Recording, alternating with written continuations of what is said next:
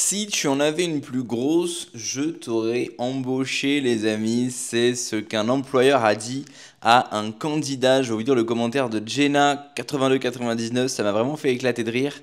Et ça va me permettre de faire une petite digression, une petite réflexion sur, encore une fois, le milieu du travail, hein. Je sais que vous aimez beaucoup ces vidéos.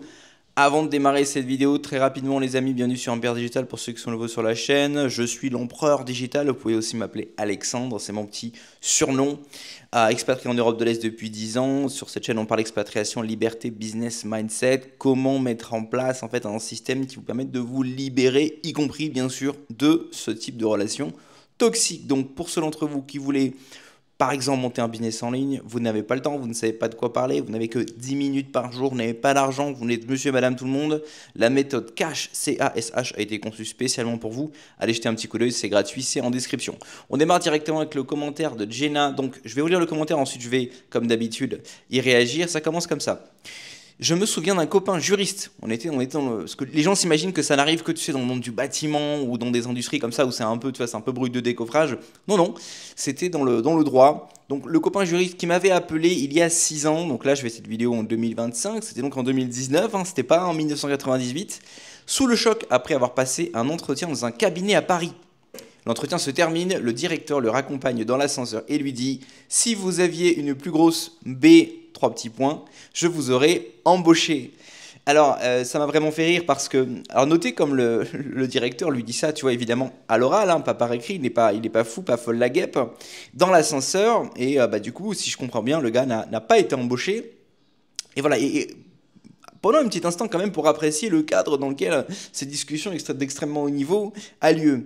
Vous vous dites sans doute que bah, peut-être que ça a lieu, voilà, encore une fois, hein, le gars, c'est un mec, il est en train de gérer un vieux kebab, tu vois, il y a une meuf qui vient, elle a pas trop d'opportunités, il en profite pour lui faire des remarques. Non, non, il est question d'un cabinet à Paris, n'est-ce pas, avec des messieurs très bien habillés, à la défense, etc. Et du coup, voilà le type de discussions qui ont lieu dans ce type d'entretien d'embauche. Alors ça me fait penser, les amis, à la vidéo que je vous avais faite. J'avais fait une vidéo sur, en fait, la raison pour laquelle vous n'obtenez pas de promotion et pourquoi ça n'a rien à voir avec vos compétences. Et j'avais fait une petite aparté dans cette vidéo pour vous expliquer que quelquefois, effectivement, si Jean-François a obtenu la promotion et pas vous, c'est peut-être parce que Jean-François a des relations, en fait, d'homme à homme avec son patron. Et j'en avais parlé. Parce que les gens ont des clichés en tête. Ils s'imaginent toujours que c'est, vous savez, ce patron, ce mâle alpha, hein, qui va effectivement mettre la pression à des jeunes femmes. C'est évidemment de moins en moins le cas, puisque c'est des choses qui sont très très surveillées, en particulier ce contexte précis-là. Alors ce qui se passe maintenant de plus en plus, c'est que le harcèlement ne se fait plus uniquement d'un homme vers une femme, mais déjà ça peut être l'inverse, d'une femme vers un homme, même si généralement les hommes ça ne les dérange pas trop, mais ça se fait aussi maintenant d'homme à homme. Vous voyez, comme cette remarque, hein, cette petite aparté avait été pertinente, parce que là, on a précisément un commentaire qui va dans cette direction-là. Ce sont si vous voyez par exemple que Jean-François a été promu et pas vous, alors que Jean-François est incompétent et que vous mettez les bouchées doubles, c'est peut-être parce que Jean-François, effectivement, eh bien, il va le soir, effectivement, comme bosser sur des projets avec Jean-Pierre. Il se retrouve tard le soir dans le bureau de Jean-Pierre, rideau fermé, etc. Et puis là, effectivement, ça travaille, hein, ça travaille entre hommes, hein, c'est un travail extrêmement particulier. Et puis, eh ben, quelques mois plus tard, Jean-François obtient la promotion. Et bien, tout simplement, voilà pourquoi il a obtenu la promotion. Vous le savez, vous le comprenez. Donc, vous voyez, faire attention aux clichés, les amis. Parce que souvent, voilà, il y a toujours, dans les médias en particulier, on parle toujours des mêmes scénarios. C'est toujours le manager. Généralement, c'est ce qu'on va illustrer. On va toujours utiliser des exemples ultra politiquement incorrects. Les gens ne veulent pas prendre de risques. Donc, c'est toujours, hein, ce manager, ce vieux blanc, le vieil homme blanc, comme Patrick Poivre d'Arvor, hein, qui va comme ça faire des remarques salaces à la petite stagiaire. Mais les amis, le harcèlement au travail peut revêtir bien d'autres formes. D'accord. Et je pense que surtout en 2025 aujourd'hui, avec toutes les affaires qu'il y a justement par rapport au harcèlement des femmes, à mon avis, évidemment je parle avec des pincettes, peut-être que les femmes, les 8% de femmes qui me suivent vont avoir des remarques différentes en commentaire, mais à mon avis aujourd'hui le harcèlement au travail d'un homme vers une femme, surtout d'un vieil homme blanc vers une jeune femme, quasiment inexistant, les amis, parce que c'est trop surveillé, parce que c'est trop mis en lumière par les médias, donc les gens font très attention, et surtout les hommes qui seraient tentés de faire ça savent ça peut très vite partir en vrille. Il y a même des hommes effectivement qui peuvent voir leur carrière prendre fin alors qu'ils n'ont rien fait, hein. Ils n'ont strictement rien fait, simplement. Le gars a bossé sur un projet avec Jennifer, et je sais pas, Jennifer, elle a trouvé que elle foutait rien, et le mec lui a fait une petite remontrance. Bon, bah, elle va pas aller voir les ressources humaines en disant j'ai rien foutu et Roger m'a fait une remontrance. Et évidemment, Jennifer, elle va utiliser les leviers qu'elle sait qui vont être efficaces, donc elle va dire Roger, voilà, il m'a fait des remarques, Roger, effectivement, peut-être mis sa main au mauvais endroit, même si c'est pas vrai, généralement, une simple remarque peut suffire, hein, à mettre un terme à la carrière de Roger. Ou bien, d'autres fois, c'est pas forcément du mensonge pur et simple, mais c'est juste des meufs en fait qui ne vont pas te supporter qu'un homme leur fasse un compliment. Vous avez tous vu, hein, ce petit mème, hein, c'est la différence entre comment dirais-je, la séduction et le harcèlement.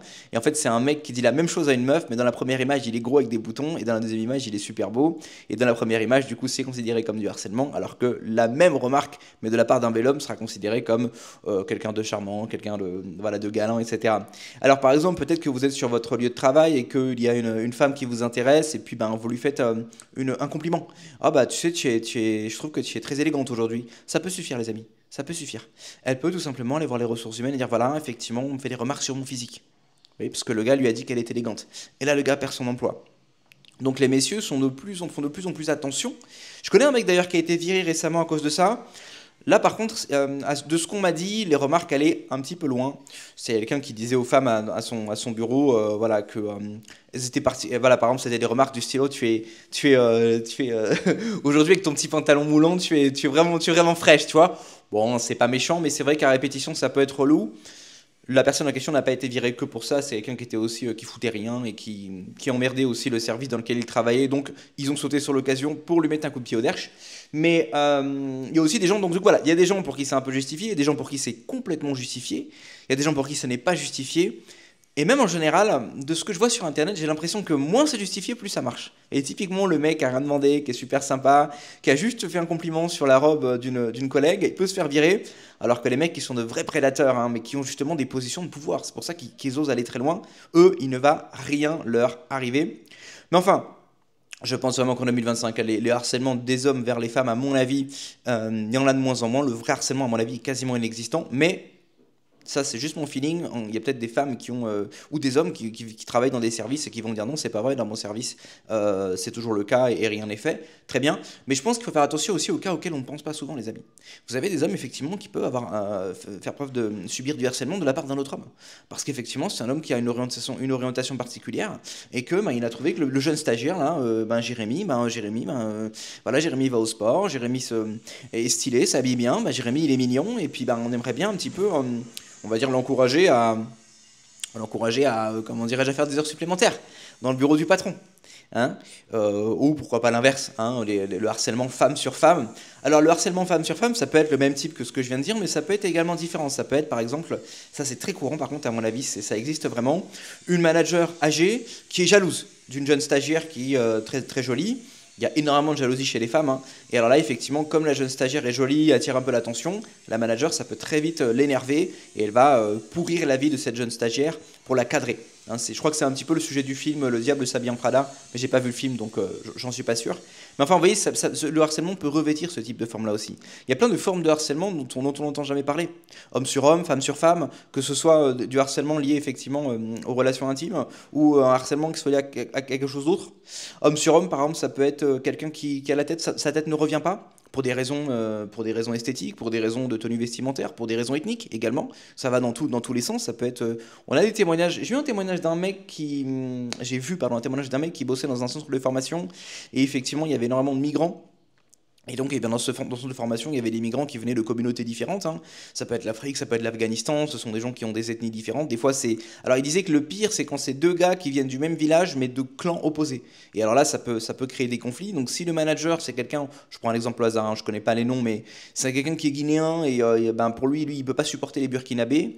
Et ben, il y a un Burkinabé qui arrive. Ben, malheureusement pour lui, dans le service en question, ben, pour le coup, dans le centre de formation en question, il y a un clan là de Guinéens qui pèse un peu plus lourd, ça peut créer des conflits, ça peut créer d'énormes conflits. Et du coup, ça crée des tensions au travail. Et pour ceux d'entre vous qui n'êtes ni guinéens ni burkinabés, qui vous retrouvez au milieu de tout ça, ça peut très vite devenir toxique et devenir insupportable. Et du coup, bien évidemment, vous allez vouloir quitter cet emploi ultra toxique. Mais si vous vivez ce qu'on appelle paycheck to paycheck, donc à la fin du mois, il ne vous reste pas grand-chose, vous avez besoin de ces revenus pour payer votre loyer, vous êtes dans des situations comme ça de précarité, malheureusement, vous êtes obligé un peu de subir le temps de mettre en place des systèmes qui vont vous permettre de sortir de là. Alors à court terme, ça peut être trouver un autre emploi, mais à long terme, évidemment, les amis, ça va être créer un système qui vous permette de toucher des revenus sans être dépendant de ces milieux toxiques. Et quoi de mieux, du coup, que de créer un business. Alors, ou bien vous créez un business, par exemple, dans le freelancia, où vous êtes un prestataire de service, auquel cas vous continuez d'échanger vos compétences et votre temps contre de l'argent, ou bien ça va être un business, évidemment, comme ce que je fais là sur YouTube, un business qui va être où vos revenus vont être décorrélés de votre temps, c'est ce qu'il y a de mieux, c'est aussi ce qui peut prendre le plus de temps. Et encore, pas forcément, j'ai déjà parlé de mon business d'arbitrage Airbnb, ceux qui avaient besoin d'un business tout de suite là, qui fonctionne en 30 jours, résultat absolument garanti, je vous propose l'arbitrage Airbnb, vous avez un guide en commentaire pour vous expliquer. L'arbitrage Airbnb, c'est le louer des appartements pour les mettre sur Airbnb. Non, c'est pas illégal. Ça peut être rentable dès les 30 premiers jours. En réalité, c'est rentable immédiatement. Et puis surtout, le plus important dans le business model, c'est qu'il n'y a presque pas besoin de capitaux de départ et que vous pouvez savoir dès les 5 premières minutes grâce à un petit logiciel si ça va être rentable pour vous ou pas. Comme ça, il y a zéro risque de perdre le temps. Par contre, pour exécuter ce business model, évidemment, les amis, il va falloir se bouger. Il va falloir avoir un petit peu de temps. Peut-être le soir en rentrant du travail. En tout cas, il va falloir passer des coups de fil, il va falloir sortir des cheveux, il va falloir passer à l'action. Donc les gens qui sont épuisés psychologiquement, les gens qui n'ont pas le temps, qui sont éreintés, c'est pas forcément ce qu'il y a de mieux pour vous. Mais ceux qui voulaient des résultats garantis et immédiats, c'est absolument idéal. Donc si ça vous intéresse, checkez la description. Et bien sûr, pour ceux d'entre vous qui me disent, ouais mais moi ce que je veux c'est me lancer en ligne, je veux faire comme toi, je veux être sur YouTube, je veux comme ça créer du contenu, mais je sais pas de quoi parler, mais j'ai pas le temps, mais c'est pas pour moi, mais je suis trop vieux, mais c'est que pour les jeunes, mais pour moi ça marchera pas. Si, ça va marcher et vous n'avez pas besoin de beaucoup de temps en termes d'output, mais par contre, il va falloir tenir sur la durée. C'est ça qui est important de comprendre. C'est-à-dire que vous n'avez pas besoin de passer des heures et des heures chaque jour. Vous pouvez le faire en 10 minutes par jour, mais il va falloir tenir sur la durée, les amis. C'est pour ça que moi, je vous propose des frameworks ultra minimalistes qui sont spécialisés pour aider les gens, justement, qui n'ont pas le temps à mettre en place une série d'habitudes très simples pour permettre de vous lancer en un week-end sur Internet et vous en récolterez les fruits si vous êtes chanceux dans 6 mois, mais réalistiquement, dans 1 an, 2 ans, allez, maximum 3 ans, vous réussirez à attirer des revenus très conséquents qui vous permettront ou bien par exemple de prendre une année sabbatique ou bien carrément de remplacer votre emploi salarié et même à terme après de gagner 2, 3 fois, 4, 5 fois plus que vous avez actuellement. Mais encore une fois, je précise, ça se met en place en 24 heures, mais ça ne va pas rapporter en 24 heures. Il va falloir tenir sur la durée, ça c'est très important à comprendre les amis. Je vous dis ça pour que vous n'ayez pas de pensée limitante, pour que vous ne vous dites pas, moi je suis bloqué dans un emploi salarié qui est ultra toxique, je subis ce type de harcèlement ou bien comme ce dont nous a parlé Jenna, ou bien d'autres formes de harcèlement, ou bien des collègues qui ont considéré que vous étiez le bouc émissaire et se servent de vous pour décharger leur frustration. Il faut absolument quitter ces endroits-là, les amis, c'est très mauvais pour votre mindset, c'est mauvais pour votre santé, et il y a des solutions pour en sortir. Voilà, je vais mettre un terme à cette petite vidéo. Merci pour ton commentaire, Jenna. Si vous avez des commentaires, les amis, des remarques, par exemple, vous avez été justement, que ce soit le processus de recrutement qui est particulièrement mignon, on en a déjà parlé, ou bien vous êtes, vous travaillez dans un service où le management est toxique, ou bien les collègues sont toxiques, n'hésitez pas à me faire des petits commentaires, comme ça je pourrai réagir directement en vidéo, ou bien en vous répondant directement, et puis ça pourra en faire profiter les autres. Si cette vidéo vous a plu, les amis, on s'abonne, on met la cloche, on met le pouce en l'air, on met les petits commentaires, allez checker toutes les ressources gratuites que je vous ai mis en description, et on se retrouve demain pour un épisode sur Père Digital. Ciao les amis.